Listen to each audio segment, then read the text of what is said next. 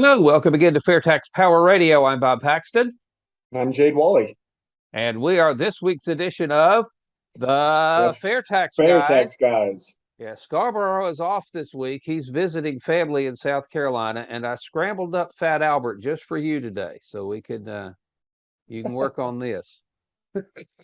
Excellent. Oh, how you been? Yeah, very good, very good. Enjoying the summer, and it's August, so football is right around the corner. So I'm sure that has a lot of people excited for the next month or so. It's roll tide. So you're going to be going to your daughter's homecoming game. That sounds pretty interesting. Right, my 18-year-old daughter will be matriculating this fall to Oklahoma State University, my alma mater. So Dad's very proud about that, and we've got the season tickets there, so we'll be there for not all the home games, but quite a few, including that homecoming when we play the Texas Longhorns. Could be one of the last years we do so because, as you heard, Texas and OU are going to be leaving for the SEC soon, unfortunately. Well, we'll just see how that goes. So let's just go ahead and dig in. This is our quarterly Wally's FAIRtax World that we have every quarter here on FAIRtax Power Radio. So it's a good week for Scarborough to take off. So we can just dig into this, and nobody suggested anything to you this time around. So we're just going to dig into the news of the day and according to other little items like that here. A lot has happened since the last time we spoke, and I know that you want to talk about what's been in the news cycle pretty well here for the past several weeks, and that is the Biden administration's effort to really step up enforcement at the Internal Revenue Service, giving them billions, I mean like $80 billion more than what they're getting now. And so I want to get your perspective on that, but be prepared for a zinger or two along the way as we get into other things.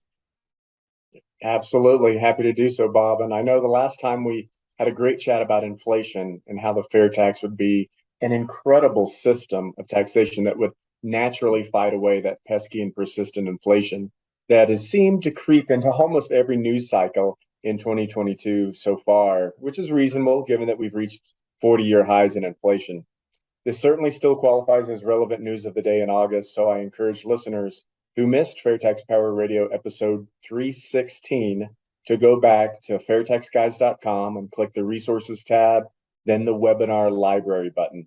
You can also access all of the FAIRtax Guys' great FAIRtax Power Radio episodes on the primary FAIRtax website at fairtax.org. There, click the far right videos link and you'll see past episodes.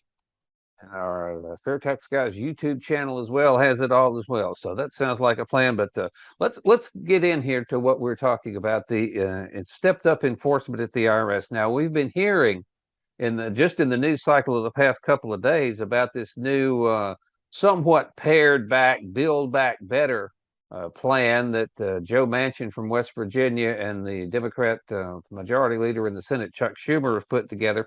And it just came out yesterday that Arizona's Sinema is on board with this now. So it looks like, those were the two votes that the Democrat leadership were concerned about. So it looks like now they've got the entire, Democrat caucus behind this bill. And with Vice President Harris being able to cast the deciding vote, looks like they're going to be able to get this through the Senate on reconciliation, that it'll get through the House anyway. There's a Democrat majority there, and this is most likely to become law.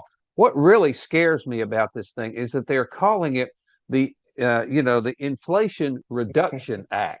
Right. And as someone who has dug into Congress.gov for quite a while and who have been looking at the names of the bill versus what the bills actually do, you will find that the name of the bill is often 180 degrees diametrically opposed to what the bill is actually going to do. And I'm afraid that's the case in this case. The Inflation Reduction Bill includes a 15% minimum tax on corporations. And we can substitute the word businesses for corporations because it doesn't matter whether you're talking about mom and pop's grocery store on the corner, or Ford Motor Company, Walmart, and ExxonMobil. Anytime you increase taxes on a business of any size, all you have done is increase their cost of doing business. And we all know what happens when companies' costs of doing business go up. their prices go up. They have less money to give for wage increases. They've got less money to put into R&D. There's just less money all around. So I'm afraid this corporate tax is going to make inflation worse rather than better. What say you? I completely agree on that front, Bob. It seems that on August 4th, 2022, yesterday, as of the day of our recording here on August 5th, Senator Sinema wrangled a change in the bill's tax provision that paved the way for her to approve it. And it's carving out the bill's original taxation of what is called carried interest. And to make up for this lost revenue, they agreed to a 1% excise tax on company stock buybacks, in addition to that 15% minimum tax you issued or you mentioned, and which these stock buybacks that they're going to propose this tax on, they've become a huge target in Washington in recent years, even including President Trump, as you might remember. Okay, well, I know this is right in your wheelhouse of expertise. If you listen to some of the voices in the media, you would think that stock buybacks, are spawns of Satan himself, just incredibly evil things. And so give us the real story here. Are stock buybacks really as evil as the media people would have you believe? Not necessarily. One of the levers that public companies can pull to send a signal to investors, investment bankers, and the market overall is a stock buyback. These stock buybacks signal to the market that our company's stock price is undervalued. It signals that we believe in our company so much that we're willing to buy back previously issued and outstanding common stock that we received cash for up front to build our company and pursue growth opportunities. We're giving this money back to investors. Wow. When we think about it this way, it doesn't necessarily sound as alarmingly and convincingly evil. Then let's think about the practical effect of these stock buybacks in a company's treasury. Now, the company has more treasury stock, which it can utilize in the company's employee remuneration. Think stock options, restricted stock, performance share units, restricted stock units, and other performance enhancing enticements to key operational and finance employees. This is how companies put what are called golden handcuffs on key employees, incentivizing them to hang around long enough to do great things at the company, i.e., more production, better productivity, better products and services that make our lives better. And then they receive their stock award after they vest, usually after some period of time or when the company outperforms its peer average, for example. So when we think about it this way, of course, the natural criticism of stock buybacks is true because the company is utilizing its cash on hand to buy its own stock, so there's less cash in the bank. However, this signals that they've done well enough that the cash, earning minuscule interest in the bank, can be put to more productive use, which enhances the prospects for all employees, especially those employees who receive remuneration and incentive compensation in the form of share awards. Okay, good point, folks. You need to pay attention to that. So basically, what you're saying, as with most other things in life, it's not a cut and dried, black and white, good or evil proposition. They're just kind of shades of everything along the way. Absolutely correct. I say a bit of yin and yang, some evil in the good, some good in the evil, but it's not a black and white proposition. Okay, well, let's get back to the issue of the day here, this stepped up IRS enforcement. Obviously, there is a nasty evasion problem with the income tax. So what say you about the stepped up enforcement? Yes, so the proposed Inflation Reduction Act incorporates spending $79.6 billion for the IRS. Let me pause Wow. for a second here. The IRS's fiscal year 22's budget, 2022, was $12.6 billion. We already spend your tax dollars and mine in the whopping total of $12.6 billion a year for the IRS to efficiently and effectively serve you and I, the taxpayers. This comes in the form of promptly answered telephone queries. In the very rare case that we'd ever have a question about one of the provisions of the 75,000 pages of tax code and regs, we're responsible to understand. Includes clear communication and swift and friendly adjudication of tax refunds, issues encountered, and all other taxpayer matters. We should point out that our $12.6 billion a year that you and I pay for gets us clear guidance that is easy to follow and apply. For example, when 50 different tax professionals set out to prepare a normal American homeowner's tax return, they will almost certainly get the same answer every time. Bob, did you detect any sarcasm in my voice there? No, none whatsoever. None. Same question back to you. I believe our listening audience understands the point. The I know. specifics, they get the tongue in cheek we're doing here. The specifics of the nearly 80 billion that will go to the IRS under this bill is broken down as follows. More than half goes to enforcement. So get ready for harassment of hardworking business owners, since the true offshore wealthy elitist will never be touched with these enhanced collection efforts. Only normal folks like you and I.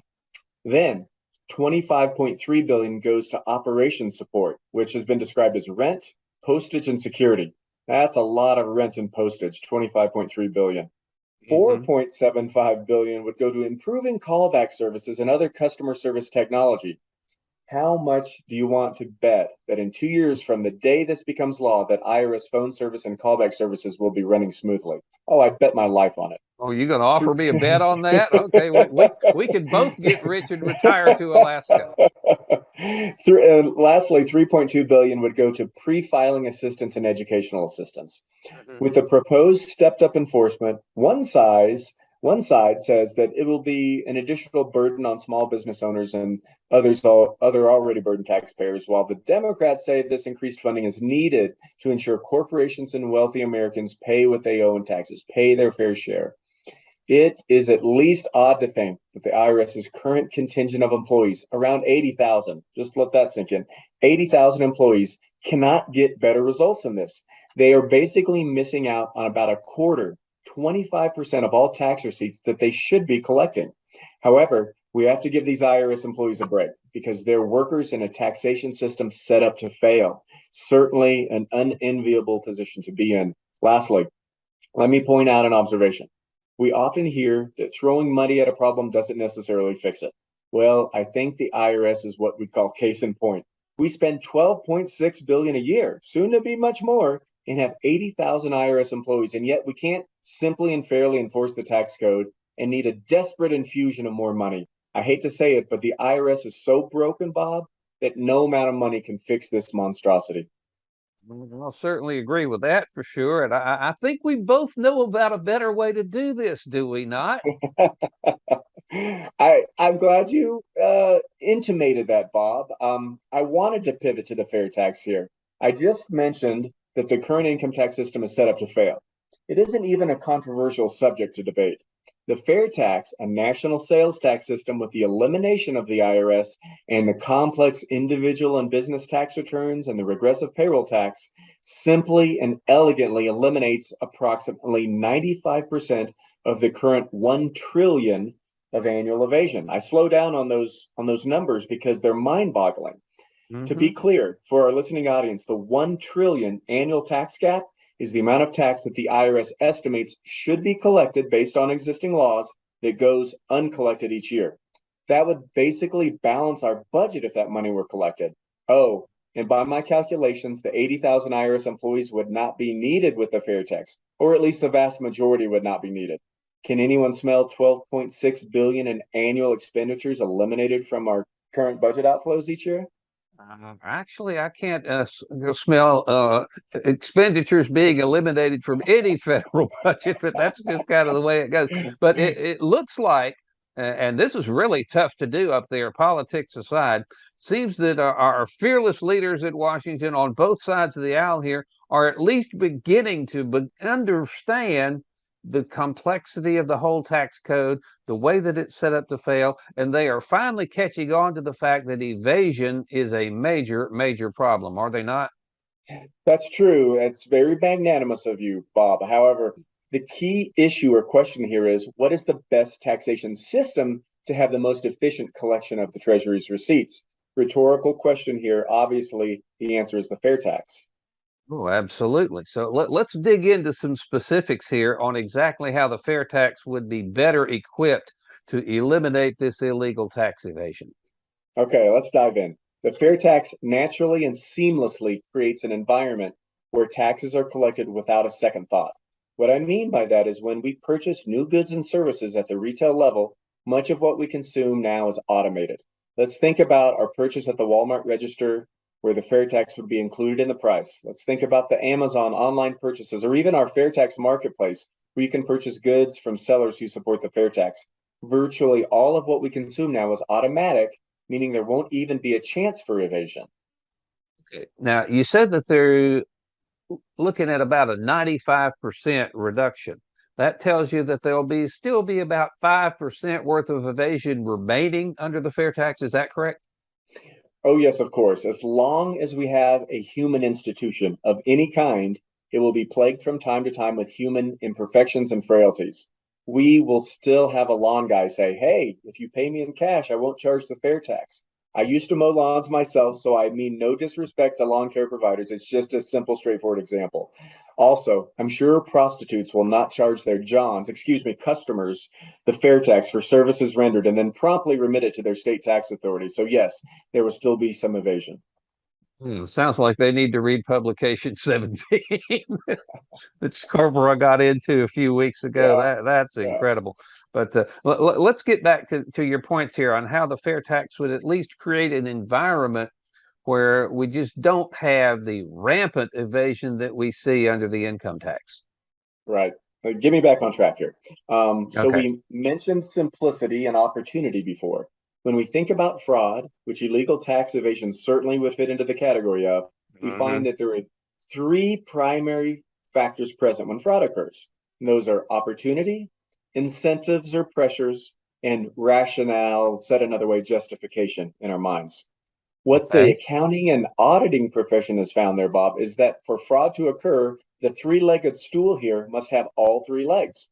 Also, again, as long as humans are involved, nefarious intentions and desires will always loom in the back of many people's minds. This means that two legs, incentives, pressures, and rationale or justification, can never systematically be taken out of the equation. They're like an evil devil on our shoulder, always trying to tempt us to do something we shouldn't. However, we find that if you chop the most important leg of the stool away, that is opportunity, the actual fraud that is perpetrated is drastically reduced, if not almost entirely eliminated. The Hmm. three-legged stool cannot stand if it falls down. Simply said, if someone doesn't have the opportunity to steal or commit fraud, evade taxes illegally, no matter how much they desire to do so or feel justified to do so, they can't do it. So what you're saying is that the fair tax saws the opportunity leg right off of that three-legged stool and over it goes. Yes, and it does so in dramatic fashion. The fair tax is collected by a vendor and paid by a customer. This means that collusion would be needed to defraud the federal government of sales taxes due. Like in the lawn guy example we discussed earlier, it takes Uh-huh. two to tango. The Yeah. current IRS and income tax system, however, is an on your honor system where we fill out our own tax returns and have an annual IRS audit rates that are much, much less than 1%. Also, the complexities of the current system make it nearly impossible to root out illegal tax evasion that goes on, especially for much wealthier Americans and those that dive Yeah, into offshore they schemes. just stash their money offshore where the IRS can't touch it. Yes, plus the fairness aspect. There are so many millionaires that I have seen over the years that in a particular year end up paying little to no federal income tax. I've seen it where perhaps their distributions from the company are a return of capital instead of a return on capital. And not to get in the weeds, but I've seen it myself, and it isn't necessarily tax evasion. The tax code is a funny and manipulatable thing, and we must always remember that it is a tax code written by millionaires for millionaires, as Ron Malero used to frequently say. Oh man, I tell you what, it's been almost a year since he left us. A couple of weeks from now, this program's going to stream on the ninth. But man, I miss that guy. But he was dead right True. about that. Written by millionaires for millionaires. And so let's dig into a little bit more. The concept is general concept of the differences between taxing income and taxing consumption. What other important differentiations are there? Yes, the fair tax does not tax our income. We've mentioned this before, but for whatever reason, we as humans value the sweat off our brow and our hard work to be one of the most sacred things we possess. Well, The yeah. income tax, yeah, right, right. You work hard for it, right? Uh-huh. The income tax is psychologically perceived by us as a direct attack on our very essence, our work, and the product of our work, which is our income. This income, by the way, is the foundation of all and any property that we might have the good fortune to accumulate during our working lives. So we view it as consecrated ground. This creates a natural incentive, or at least a rationale or justification, remember those words, for all of us to at least contemplate cheating on our taxes owed to the IRS. We feel it is being stolen and stripped from us anyway, which, by the way, was one of the reasons our founding fathers did not include an income tax in our Constitution originally. With the fair tax, to juxtapose here, we choose to pay tax on only what we want to spend above the poverty level. Our basic necessities that we have to spend to live are tax-free because of the fair tax prebate.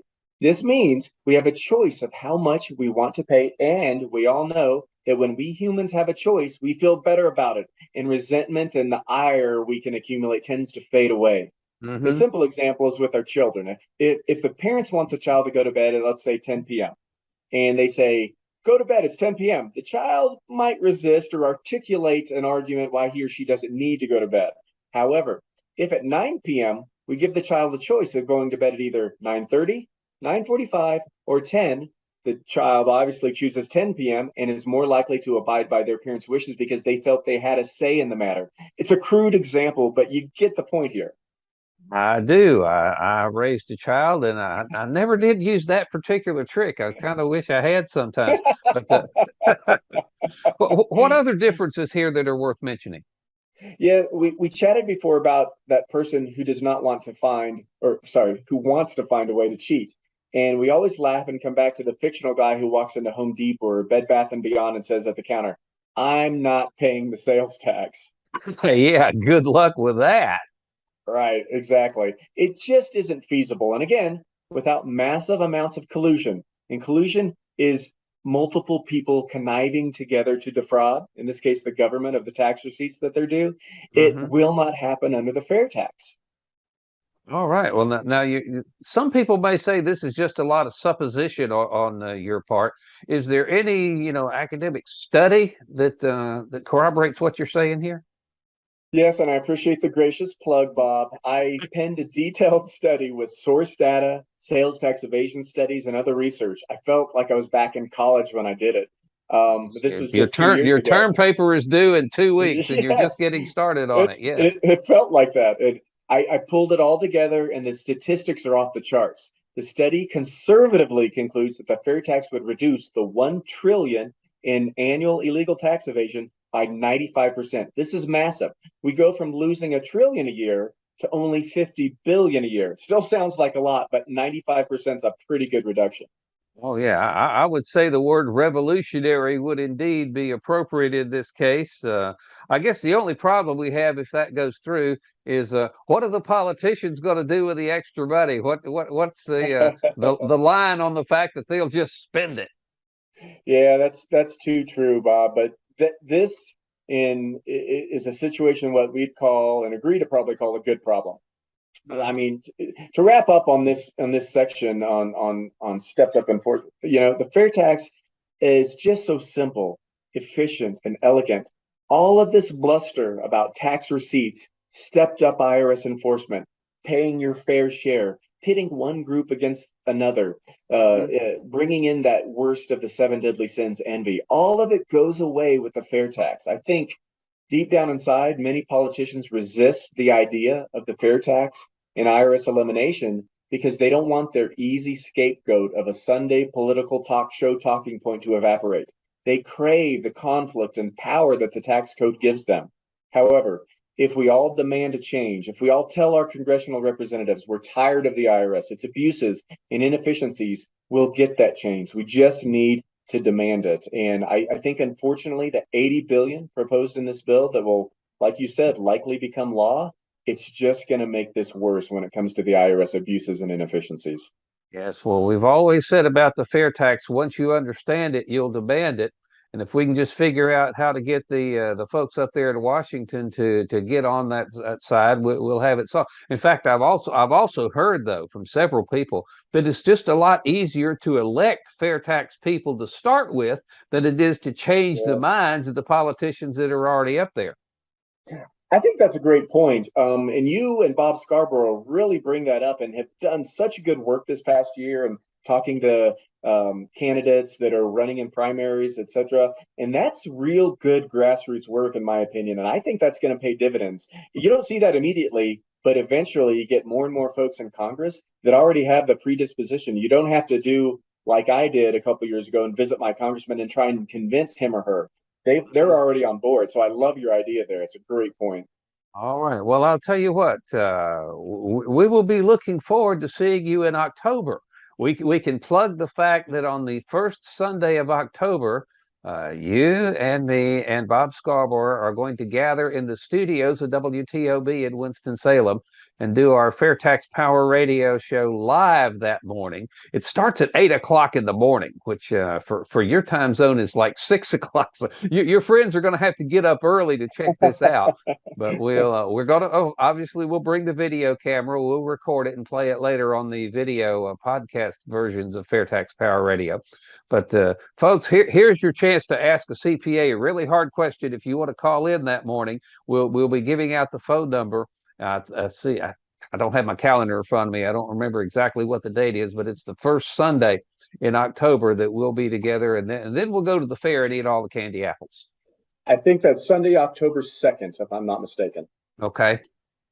All right. And yeah, and I'm looking forward. Bob, I had a question. Are you going to bring all your good props that I see, the Rubik's Cubes and whatnot for the studio?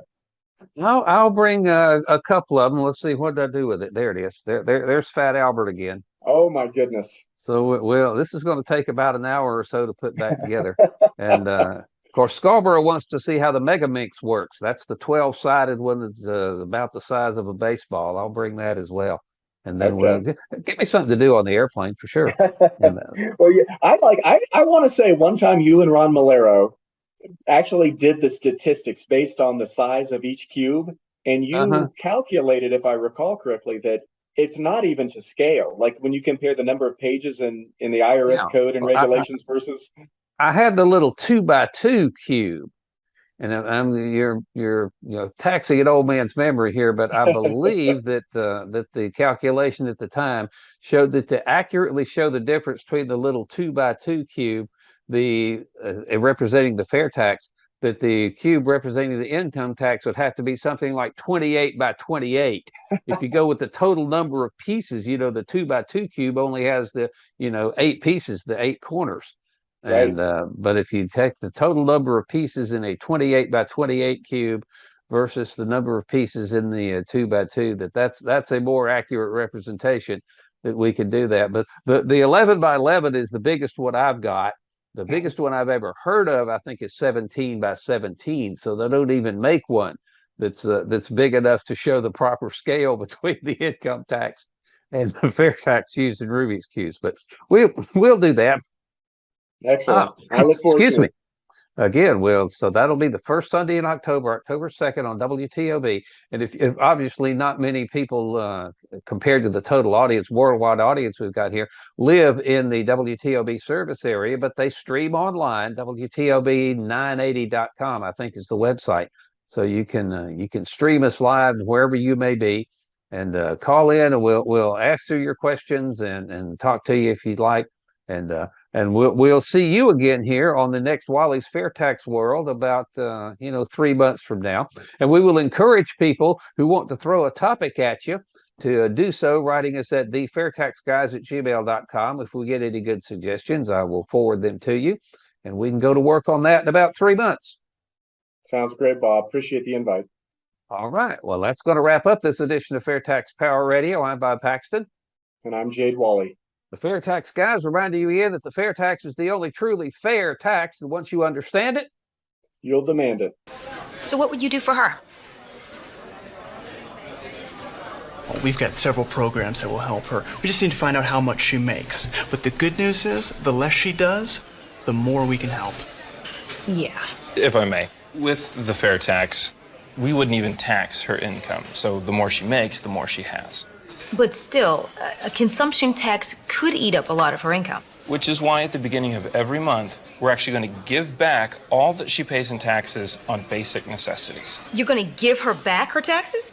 Every month, on everything taxed on basic necessities. But we're also going to give it back to you and to every American citizen. Why? Well, we believe taxes should be fair.